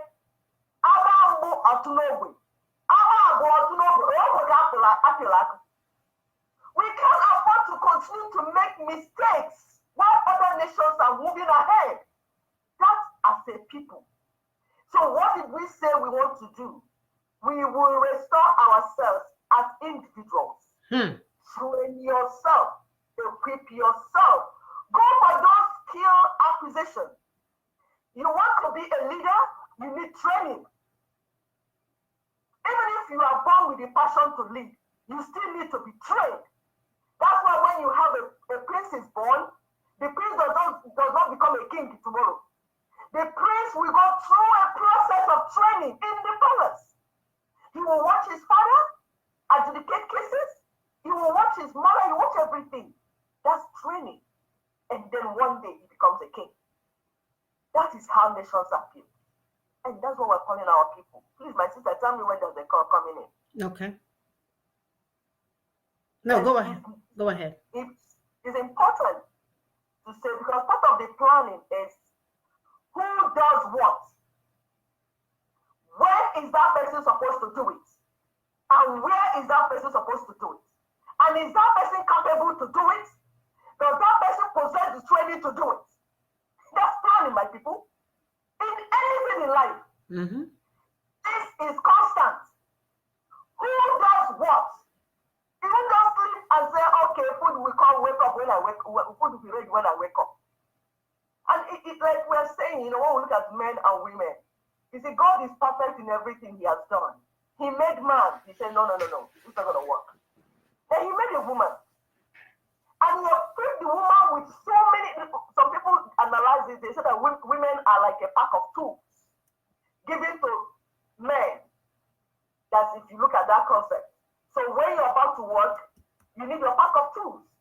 And that's how we are built. That's how women are built. A woman can do many things at the same time. It's natural to her. What are we saying? In Africa is the only continent that did not recognize the capability of women.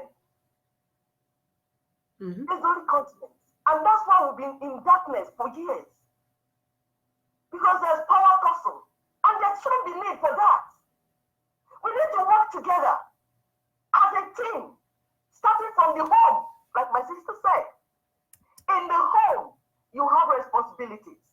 If a woman is comfortable in her responsibility, a man is comfortable in his responsibility, together they work as a team, then you see success. Just the way you have the team, the family, is the way you have the nation. You cannot afford to run the nation with half of your citizens. You cannot afford to do that.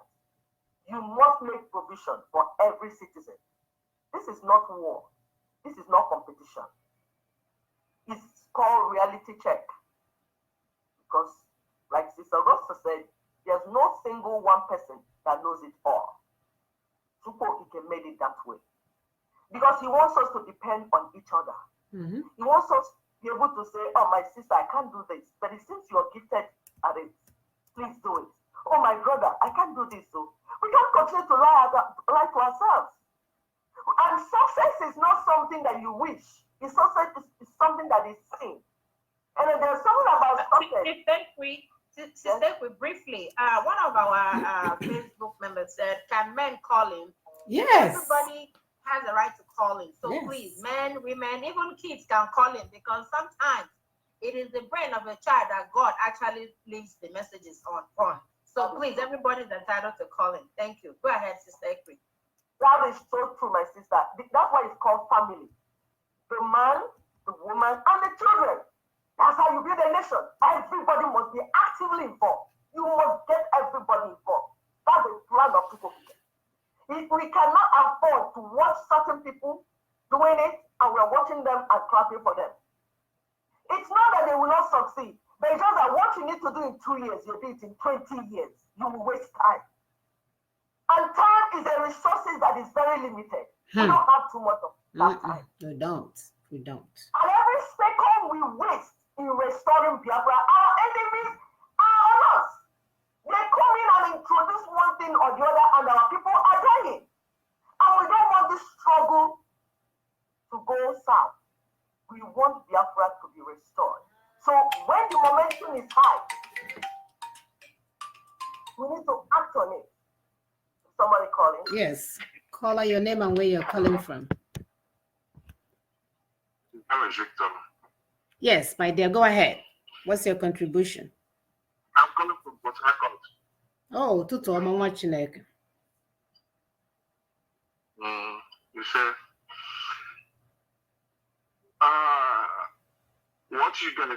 I have to recommend what you guys are doing. That is very, very lovely. I mostly appreciate and love that. Nice. Thank you. Talking about nation building, for what my sister just said about nation building involves everyone. It's not all about the men. Yes. Yeah, because in a family, let me use my family as a point of contact. Oh yes, I'm not married, but it is my plan. I do not even care whether if my wife will go out to work to earn a dollar, but let her go out for her not to become a housewife. 1. 2, we are talking about a man being the head of the family. A man is not the head of the family, but being the head of the family is meant for 2, because one pillar cannot hold a building. Rather, it might be 2 or 3. So these are the ways that I'm seeing a nation building. And we talk about a family. A family is comprised both the husband, the wife, and the children. Let me also use a family as a nation.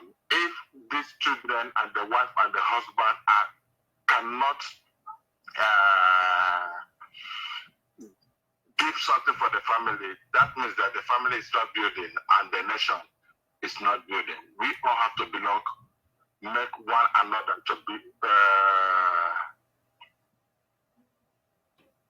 So yes, we all have to participate. That's what you're trying to say.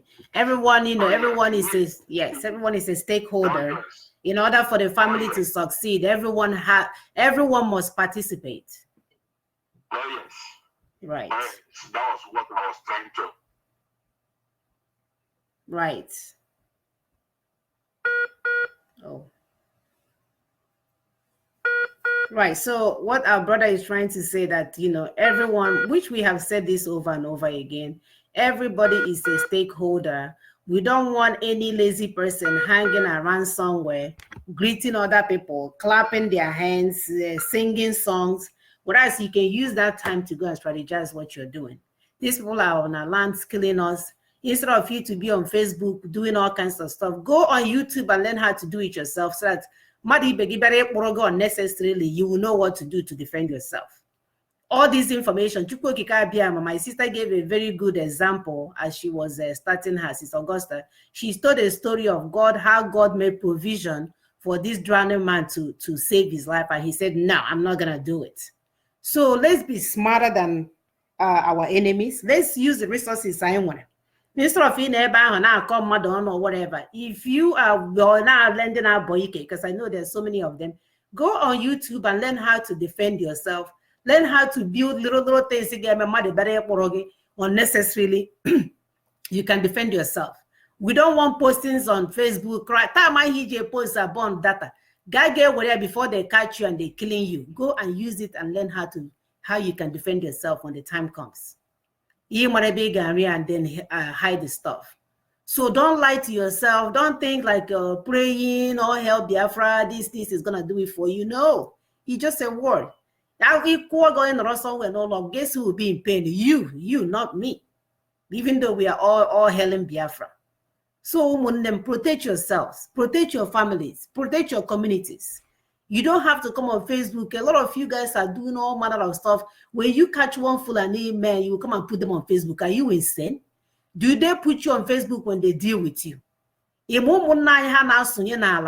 night before Chieho that we don't know of. And you guys will go and massage your ego by posting a Fulani has my hair. Why did you come here? When did you do this thing? Now about born of data. Data that you can use and go on YouTube and learn how to do it yourself, protection. Please, we're praying that you guys will receive sense. Receive sense that we don't have any time. My sister already did a calculation for you guys now. Yeah, we're not 500 Fulanis there now, what I teach you them. Before 5 years, they already have a whole village to themselves. You guys are thinking it's only the one they're going to bring by bus. I'm one now in 5 years, all the 5. When you get the 5, are they 10? When you get the 10, are they 15? Then at 15, they can even start giving birth again. You see that we don't have any time. We have no time at all. It's a commodity, like my sister said. Time is a commodity that we cannot afford to waste, because the enemies are upon us. Sister, please continue. Yes, my sister, the enemies are upon us. We just need to realize that we don't have that time. And we commend people that are making little effort, because we're talking about marketing Biafra. I saw Evangelist B, he has Biafra Christian Radio. That's ever. We've never had anything like that. Mm-hmm. Even if you are not growing it into a big studio, but that concept, he's pushing it out there. Biafra Christian Radio. Somebody sees that and say, what is Biafra? I saw another brother carrying Biafra umbrella. He was looking so long. I know. I asked, how can I get one? Yes, so. I'm telling you. Imagine all of us carrying Biafra umbrella up and down everywhere. Somebody say, I've never heard of Biafra. We go everywhere, you carry umbrella, and it says Biafra with the beautiful colors. I guess we even buy it because what God has done to us, like the Biafra colors are so beautiful. Beautiful, my dear. Heavenly. I'm telling you, and it's so attractive. It magnetes you. When you look at it, it's like, wow, what's that? So we market Biafra brand. It is our responsibility. Nation building involves, it is a democratic process. Just like we said that home building is a democratic process. Once you turn home building into kind of a draconian process, every member of that family will not live up to his or her full potential. That's what happens. Everybody will be afraid of the father. Everybody will be afraid of whoever that is a tyrant. Even if it's the mother or the father, you're all afraid, living in fear. So you will not attain your full potential. And why we say that nation building is a democratic process. So just like home building. So everyone must be part of it and contribute his own or her own. You see, some people are dreaming about a Biafra that we are not dreaming. Sometimes we hear that they beat our women in Biafra land and promise them that when Biafra comes, it will be worse. I say, no. These people don't understand the Biafra we're talking about. It's like they're having a different concept. When we say Biafra is the kingdom of God, it will be a place where you're free to worship. That freedom is for all. It's not freedom for some people. So it's important for us to start putting these things into our brain right now. And it has to be done concurrently. It has to be done together. While the people are building wall, someone is building the house. So we are working together. We can't wait after we finish building house, then we start the wall. We are far behind. African nations are far behind. We are so behind. So we have to work together. While some people are working, building the main house, some people are building the fence. So as well, whatever you know that you can do, please begin to do it from where you are. This is how we are restoring Biafra. Every minute, Biafra is being restored by Biafrans. Nobody will do it for you. Like we have all said, that these nations have their own interests. Do you think the Americans are not hearing you? Do you think they are not getting reports? No. But there is America first. Every nation first. Because it's self-preservation. My people say, that means you are talking about trying to keep the child steady. The youth will fall. They have that concept. So they will look at your nation. If your nation is allowed to stand, will it help me or will it not help me? What will it do for us? And sometimes they find themselves into cabal nations, what I call cabal nations. They want each other to succeed. So even when it's not affecting this particular one, it's affecting one of the cabal nations. That's why we are saying we can't afford to wait for them. We, the Biafrans, must build Biafra. Together, we will learn to start tolerating each other. Because we see things differently. So sometimes we're going to get ourselves angry. It is normal. But we will learn to tolerate each other because we want a goal, which is Biafra. Are you going to build the Biafra that at the end is only you living there? No. How do you know when you can be there? Your brothers and sisters, they're going to be there with you. So you cannot form an exclusive club and say you want to build a nation. You must find a way to inculcate this idea into your people, every one of them. Let each group, somebody has said, some group might be the ones that your own assignment is go and meet these top politicians that are influential in the world to convince them why we need Biafra.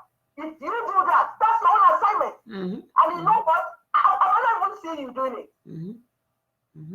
So if all you do is what everybody will see, you post it on Facebook, I greeted somebody, I shook his hand and told him about Biafra. See there? That one is movie. You're just doing movie. You are in self-investment. You're just like showing them, you're showing off. We don't want to show off. You got me to a congressman. I guess I have to put all my pictures here. You meet that in Facebook and meet like congressman. What I say, our brothers and sisters are still being killed. Please, I'm begging all of us to wake up. Wake up and be awake. No matter where you are. Because I know that Biafrans are strategically placed. I know it. We are occupying a place of influence all over the world. This is the plan Chukwukike made ahead of time. He dispersed us and placed us in certain places. And then, you as a Biafran, if you're truthful to yourself, some positions you're occupying today, you don't even know how you got there. It's a miracle. Because there were people that were probably more qualified than you are, but Chukwukike put you there. But he didn't put you there to use it to post to us. Oh, you can see. I can talk to Obama. You see, he's my friend. We won't have dinner the other day. Yes, my people are still suffering. I know. Please, why Chukwukike put you there is not to eat dinner with top people and they come and use it to post to me. No, I'm brag about it. No. Tell those your friends that your people people need freedom. Tell them what the true situation is. And most of the time, they're very receptive. They want to listen. They want to learn. So why not do that for Biafra? Please, I'm begging you, because we need to go home. We and our children are tired. We are tired. We need to go home. Thank you, please, my sister. Continue. It's crazy. Our phone number again is +1 281 643 7283 +1 281 643 7283. It's right there on Facebook. Our direct number, of course, is +1 774 3380942 +1 774 3380942. Last week I had so many calls after the show. The guy was like, "Oh, why did you guys end so early?" Please, this is the time to call in. We cannot be on Facebook all day. We have other things to do. So call in and give us your contribution. We have a sister, I don't know if it's a sister or brother, named Dandy Owo. He says, Biafra Women Show, let us put our money where our mouth is by generating funds through Biafra souvenirs outlet worldwide like the American NBA and NFL Freedom. American NBA and NFL. Freedom is not free. We need weapons. Islamo-fascist Fulani government has no monopoly of violence in Nigeria. Enough should be enough by now.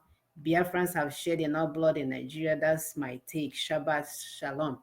Yes, my brother, I guess you have too many points in that your text, but I like I will start with the top one that say to generate funds through Biafra souvenirs. And these are the things that you can post on Facebook. When you are doing something and maybe you need funding, you need your brothers and sisters you cannot afford to open it on your own, and you need brothers and sisters to know about it. Those are the things that you want to share on Facebook. Like the guy with the umbrella, I inboxed him. I said, please, where can I get this umbrella? Because that's how he can sell his product. What we don't want is for you to do things that's supposed to be in private. You have it plastered all over all over the Facebook, giving our people false hope. When I went to meet one of the former Secretary of State in the US here, he did not give me any hope. But we took a picture. I could have easily posted it, and you would think that, we are going places. So let's stop deceiving ourselves. We can work on that we can post on Facebook for us to generate funds for it. Absolutely. We have to be strategic about what we are doing. We cannot be getting people wild up and all these things, and 10 months, 2 years later, we are still running in circles. So that we are putting information there that is the truth as to where we're going and how we're going to get there. So for those of us that are looking into souvenirs, send your information, whatever that you're building, whether it's our little one that build the generator that is run by water. It's a good thing to put it on Facebook. Let's see how we can generate some funds to help that become a reality for people in our land. Those are the things that we want to see on Facebook, not the other ones. So we thank you that much. Speaking of weapons, my brother, there's so many ways you can make weapons. That's why we say go on YouTube. YouTube, yes, you may not have the big one, the nuclear weapon, but at least some idiots on a main road there, you can show him. He can go and start talking to his godfathers. His forefathers in 1 second. You release what you need to release, and he will be gone. So you start from there. Go on YouTube and learn how to get those things done. That's what you need to do. I cannot sit here and tell you that I have money for weapons. Where our brothers that are out there that are working behind, these are the things that we need to do. We need big brothers and sisters there using their resources, using their talent to get this thing done. And we have men on Facebook is something that we can do. Our enemies will not see it coming. So please, let's stop lying to ourselves. Yeah, this is a women's show. Of course, we don't have money for weapons, but that we're telling you that if you go on YouTube, you can find some information on how you can do homemade stuff, homemade things that can help you defend yourselves. So start off from there, and then when the weapon comes, So those are the things that I wanted to add. It says enough should be enough. Okay, so I think I sort of addressed that. Dandy Owo, thank you for your ideas. So our brothers and sisters, if you have any ideas there, whether it's Biafran umbrella or Biafran whatever, Biafran barbershop in Scotland, ooh, that's a very good one. So that we can start selling our products ourselves. Biafran bank, Biafran mall, Biafran luxurious bus, Biafran hotels, Biafran schools, Biafran this. And then, of course, there's a Biafran restaurant coming to Houston very soon. So it's all over, it's all over the place. And you're looking at the CEO right there. If you eat this human food, you will kill all the Fulani man in 1 second. So, Sister Augusta, go ahead. Tell us about your Biafran restaurant. We're already planning on recipes out of these world recipes that will promote these Biafran restaurants. They don't want to wait. Thank you so much, Sister Muna. Biafra restaurant is going to be stellar. You know, the recipe is going to be different from the usual that you all eat. It's going to be classical. It's going to be, oh my God, let me not just start blowing my trumpet. So we're looking forward to a whole lot of stuff. We want to sell Biafra to every nook and cranny. We want to sell Biafra to those that their ears are blocked. We want to open their antenna, let them see it, and that we are really, really serious about what we're doing. So Biafra restaurant is coming up by this grace of Biafra next year. It's going to be a blast, super blast. And everybody would be part of it. So let's see how it goes. My dear, and we are planning to be doing some recipes on Facebook Live for you to see what we have done with Biafran foods. So this is not a joke. We are doing whatever that we can to bring ourselves out there. So we are not putting anybody on notice. The world doesn't, they're just going to suck it up and see it. That's what is going to happen to them. So we are going places. Find out what you can do from your neck of the wood to promote our Biafra. Find out what you can do. Our brothers and sisters that are doing well. We've been begging on all the celebrities, all the millionaires and trillionaires to use their resources. So Israel, it was how many millionaires that came together and get that place done. You guys can easily do it. We don't have to know about it. For you guys to be working in the background to make sure that this thing comes. Because that right now, you're not going anywhere.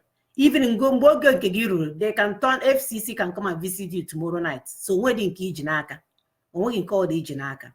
So we have to be truthful to ourselves. Let them continue to be on that side. And you want to know why that have really assessed the situation and realize that the way by Jazaga without this restoration project, please start doing what you need to do from your own neck of the wood. We really have to go home.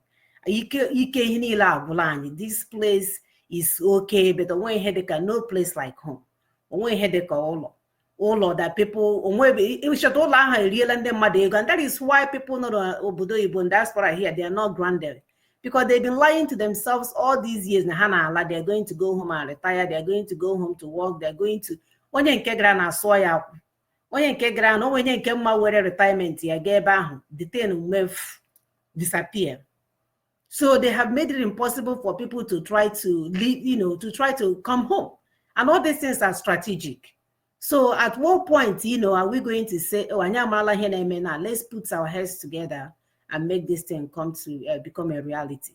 So please, wherever you find yourself, my sister said it, you were strategically posted there. You're not there by accident. You're there by design. Please use your position. Use your place of work. Use your whatever that you can use, your gift, your talent to help us to get where we need to go. Stop lying to yourselves. Because all him and they let us to live, to believe that now our this thing will come when we die. When we go to heaven, we'll get all our possessions. If that's the case, why are they? Why are they here in heaven? Getting my hajj somebody can is in a TV the other day. He was running, walking while I just surpassed to Boy, Danny Hola. Immediately they took him to the hospital. A day now he's on the TV talking, describing what happened to him. If that nonsense happens to any of our people back home, he will be speaking to the forefathers. So why are they here and they are in heaven here? They go on vacation, they do their little things, they're able to send money use money to do whatever they want to do, pay their children's school fees, and yet I am not here now. At what point are we going to say enough is enough? At what point are we going to ask Chukwu Okike to give us our own heaven on earth? Yes, caller, your name and where you're calling from. Hello, good morning, Ochoma. Good morning, Machineke. What is your contribution this morning? Yeah, I wish I appreciate you. What you're doing is good. Thank you. So well done. Yeah, I can see you and Sister Augusta this morning. Thank you. You're Thank you really, so much. you're really doing it great. Thank you. Yeah, Machineke. all the ideas coming in are well noted. But me, what I observe in our people here in the US is a lot. Mm-hmm. And we've been talking to them, but I think a lot of them are trying to show that they cannot be moved because they feel they know too much. They feel they know too much, and they are waiting for Biafra to come before they believe us. Mm-hmm. A lot of them that we communicate, we chat on Facebook, their comment is that not until it comes. The ones who is going to make it work out first, then they will not come up whatever they have. That is the challenge and the problem I find in here. Right. The people in the US here are heavy, are strong-headed, honestly. I've been following activities and events in Europe. Even our people at home are down-willing. But honestly, the people in the US here need to encourage them. Right. The families here need to encourage the families back home. Honestly. Right. So the information we're always getting is that the people in the US here are not really showing up. They are the big men here. They are bigger than those in Europe, I think so. We have a lot of them here, but they are not actually showing up. Mm-hmm. Mm-hmm. Once who is going to prepare the bed, build the house, do everything, then they will not come up to occupy. Right. That is what I feel here. And many of them are householders, landlords in Abuja, in Lagos. They are so afraid and scared. And many of them are politician friends. Those of them are connected with the zoo government. Mm-hmm. Mm-hmm. Mm-hmm. Yeah, they know the hefty men we have here with the resources that we'll be pulling for, talking to. Honestly, they are the problem. And the way the society here in the US is, they feel they are already covered here. Mm-hmm. Many of them are not even willing to go back home. What they want to do at home is just to peep in and peep out. Right. They are so selfish. And this selfishness cannot drive us at the speed we want. Mm-hmm. And truly we needed them. There are a lot. We have a lot of them here. We have a lot of them. So my concern is, how actually are we going to get these people involved? Because definitely we need them. Right.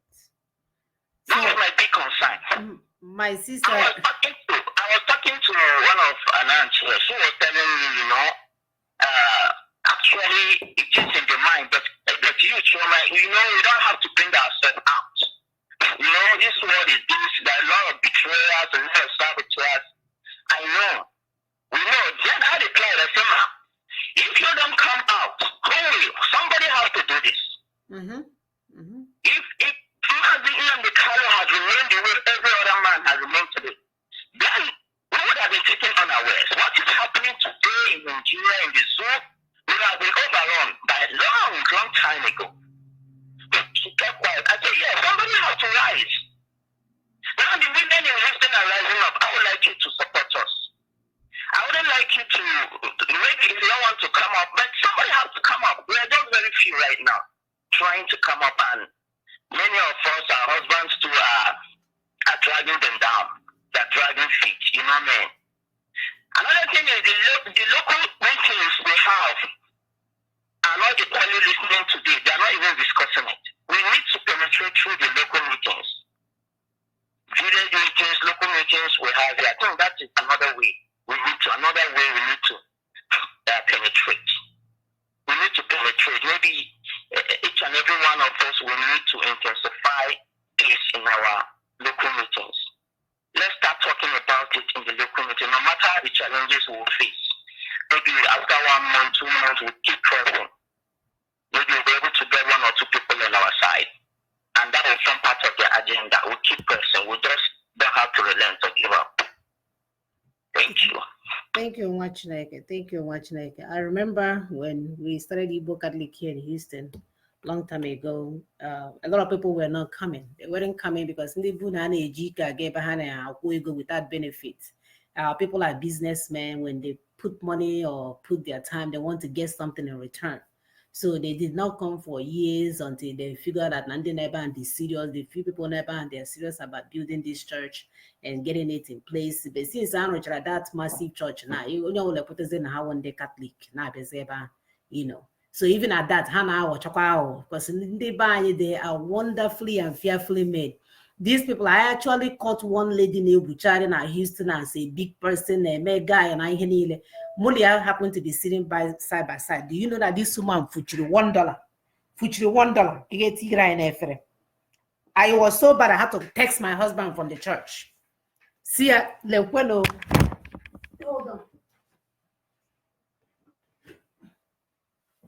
Sorry, I have to plug my thing on. It was so bad I had to text my husband and say, like, when the one way Houston, I be $1 and Igbo Catholic.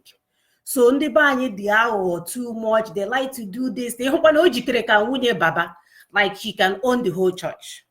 But all she could give us, and she's not a member of any of the group, is to fuchele $1 as if that's all she can afford. So my sister, we're not going to sit here and wait for people. What we are asking is that for you guys that are active, for you guys that are listening, start doing something from your neck of the wood to sell Biafra. Whatever it is that you may have to do. We may even not necessarily sell it to our people. We just have to sell it to other people. Because once Americans, you know, people in America, once they figure out what we're doing here, and that we are not asking to steal somebody else's resources, that we are asking for what is our own, they will come on board. So it may not necessarily be again at village meetings. Believe me, all those things has been done. When somebody comes, they don't know how far we have gone in terms of making this project known. Our leader has done a marvelous job. How they will tell you. Sister Augusta gave us a story about the guy that went home. She'd be telling them about Biafra until he realized that the so-called mansion, or just say, oh, I don't want to join Biafra, let me finish building my mansion. When he got the Nifulani husband on our life, and he ended up sleeping in a hotel, not in his mansion. So now he's beginning to understand why we need Biafra. So some of us we have lied to ourselves so much that it would take something like that for us to finish building our mansion. And he even described it. He said, you know, I finished building the house with solar system to tell you how much work he put in there. And now he tried to go there to, I guess, live in the Fulani was there. And then the old call here, he said there was a mighty bush there of forest that nobody ever go to. The Fulani's husband are there. So now he's like, oh, this thing is definitely serious. And then you're talking about those ones who want the properties no law. One person actually told me in my face, I thought this man was a human being. Now, the reason why we want Biafra, that we want people to lose their properties. And this guy in America for the longest time, as if he doesn't know how international or whatever works, that there's no way somebody will take your properties from you. So if that's the case, why are you here in Houston and he lives in a home? You bought a property and you're not even a Houstonian or whatever. You moved down here from somewhere else. So what makes you think when we get Biafra, you will not be able to maintain your properties? What makes you think that when you get Biafra, you'll not be able to maintain relationships? My neighbor here, so Biafra. Why is it that Biafra and the Yoruba will get an attitude, people will get an will even get an attitude? Because we want Biafra doesn't mean that Yoruba people will not be my friend. What Biafra will do is to take that power away from Yoruba person to Obolan and be using our resources to develop their land. That's all it will do. It doesn't mean that now my friend Yoruba or some of us will say, oh, our children are married to Yorubas and all this things. So what do you want us to do? It does not mean that you will stop the relationship. So please, let's be clear on what we're doing here. Keep your Yoruba friends, keep your Hausa friends, keep your properties over there. But what you don't want to do is to have us to stay in hell because you were in a relationship with Hausa and the Fulani.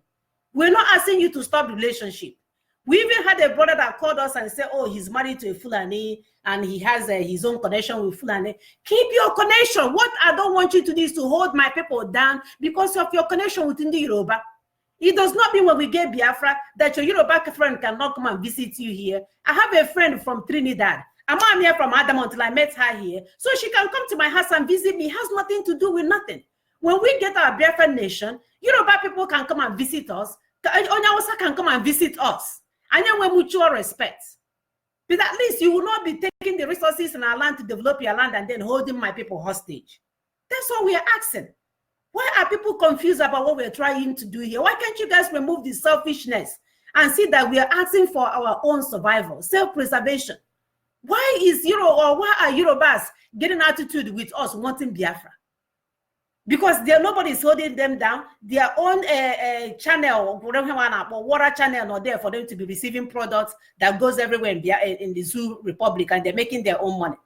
That's all they're angry about. They want that to continue. But I'm saying that I want my own freedom. Only Yoruba, that's all I want. I want my own freedom so that we can have mutual relationship. Not when you have power over me. That is not too hard to understand. Sisters, I'm sorry, I'm just getting too upset. So please, let's give our final statement so we can close. I didn't realize it was after 7. This is crazy. This is crazy as hell. Sister Augusta, please go ahead. Yes, Sister Mona, just as you rightly said, everybody would have to keep his or her relationship with the other partners and whomever they have had relationships with. We are not interested in your relationship. We're not even interested in what to make out of it. I have these friends, they were my schoolmates back in the Zoom.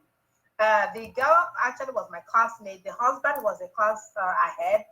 And we both did industrial chemistry. All 3 of us, actually. So they are both in Chevron. I think they both work for Chevron. The husband is a Yoruba guy. The wife is a Yoruba, is the Anipo lady on your way. So they both have worked with Chevron. Guess what? When I was talking about Biafra, they were like, it's not going to work. And I was talking to educate my own sister and an Igbo lady for that matter. She kept dissing it. But her husband kept saying, whether you have Biafra or you don't have Biafra, my wife is Igbo, me and Yoruba. I'm in 2 places already. I mean, he's beginning to calculate what he gets to benefit. You understand? That if Biafra comes, his in-laws are underwear. It would benefit. If if Nigeria breaks, no, he has already maintained 2 prongs of the fork or whatever.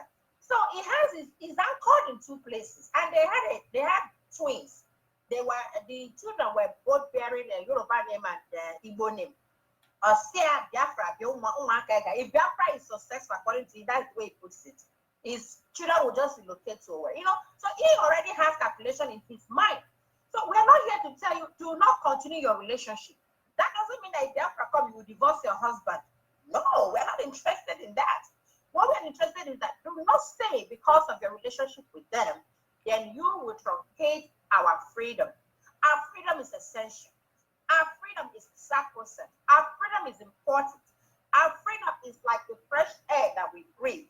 Our freedom is extremely, extremely, extremely important, and we're looking for it. We don't want a situation where we'll be stifled by anybody, either economically, either politically, even socially, because the time will come, they will force all of us to wear hijab. Then you will not tell me that, hey, because of your relationship, that is why you didn't want Biafra in the first place. So we need to start getting it right. We need to start getting it right and start looking for ways to market it. Right now, we have told all our people about Biafra, and they're still having cold feet. Now, let's tell outsiders about Biafra. Maybe they will not help us to talk more about Biafra. There's a lady from St. Lucia that was talking about Biafra. She was talking about Biafra, praying in the name of Chukwu Biafra, only St. Lucia. I'm telling you, she said she's a Biafran. St. Lucia, this South American guy. Yes, America, one of the American islands, yes. Islands, yes. St. Lucia, she was talking, even the way she pronounced Chukwu Biafra, our Ndiwa not here, they are gonna happy. You understand what I'm trying to say? She was like that. Even when she talked about Biafra to our Igbo people, it enunciates her because they don't want to get it. But she said, die hardcore. So if our other people that would even help us propagate it, like that Mama Kenya, but it's helping propagate Biafra. So we need to start probably talking to our other African, especially the African Americans, get them on board because they themselves need freedom. Guess what? If Biafra works, everybody will do their DNA and start figuring the particular behind. My dear, they don't have to wait there. I've already done my DNA. I have over 150,000 4 generational cousins, and they are contacting me. And guess what? Every so far that have contacted me, they know now they are from Biafra land of the Igbo land of Biafra. That is the goal that we are trying to generate here. They are excited, and these are now so-called Americans with the American names.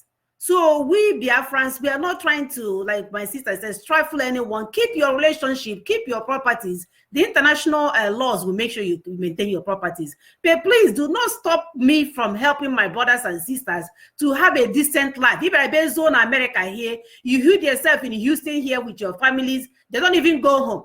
And you want my brothers and sisters to die back home because you're worried about your stupid property that happened in Lagos. And you don't even live in Lagos, you live here. So because you're collecting that little rent, you want my people in Biafra land to die? No, you don't get to do all of that. You don't. Thank you. Thank you, my sister. Sister Ekwi, please, your final statement. Thank you, sisters. Thank you, listeners. Thank you, friends. And those that call themselves enemies, because I believe we don't have enemies in this, that we shouldn't have, because what we are asking for will benefit everyone. So when you become our enemy, when, like my sister said, when you try to stop what we're doing because of your selfish interest, that is not fair. So we want to use what we have to get what we want. And that's why we're calling our people to be strategic. Do whatever you are born to do. The group that are lobbying, they will continue to lobby the international world. You, as a Biafran, you have work to do. Because economic power leads to socio-political power. My people say, onye big ego kewu neso. When you have what people want, they will come to you. So let's use what we have to influence the world, and then we'll take what rightfully belongs to us. Thank you very much, my people. See you next week. Thank you, the people of God. We call on lovers of freedom and defender of equity and liberty to stand and be counted. We want you to boycott everything against our freedom. We must understand that this struggle belongs to all of us. Every Biafran is a stakeholder. Every Biafran is a stakeholder, and restoration of Biafra is our civic duty. Do not sit down waiting for anyone to give you orders. They will give you orders regarding the men's struggle, but other assignments that you will use your common sense to execute. You don't need orders to do that. Boycott all Fulani goods and services. Dangote, if Dangote is the only way you will build that house will fall. Don't even start. You need to stop attending churches, still praying for one Nigeria, or flying one Nigerian flag in their church. You need to market Biafra in any way that you can, especially those of us living in diaspora. We can do it by using it in our businesses, by going in a logo, by using t-shirts, by wearing things that are made in Biafra land. The Muslims, they have an agenda to rule the world. They have seen the world as a battleground. Once they burn their children, they tell them to start fighting. They announce it and they divide the work into different sections. Some of them are in politics. Some of them are in business. Some of them are in banking. Some of them are marrying our daughters. Some of them are carrying cows, pretending like if, well, now they have a gun. Some of them are into terrorism on how to weaken you and kill you. Some are in Africa, they're in London, they're in America. Some of them, they go through religion and jihadists on how to kill and massacre people at will. The Fulani government's agenda is to conquer Nigeria and dip their Quran, or conquer Biafrans and dip their Quran in the Atlantic Ocean. And we are watching them complete this project. Biafrans, wake up. Wake up. We must do the needful. Stop lying to yourself. Do what you can to restore our land. Have a Biafran marketing fun weekend. Thank you, Mochineke. We'll see you guys next week.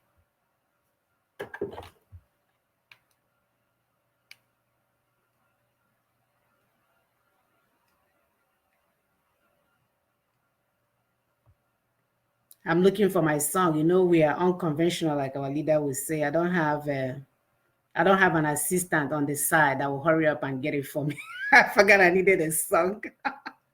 So I'm trying to find it. Okay, that's not the song. Our closing song is This one.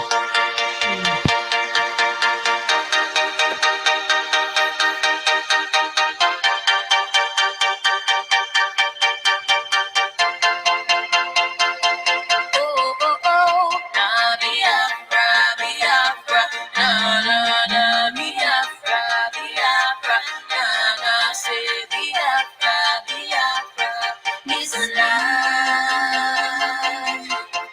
I've got a message to tell the world. Every race, every language, please answer when I call.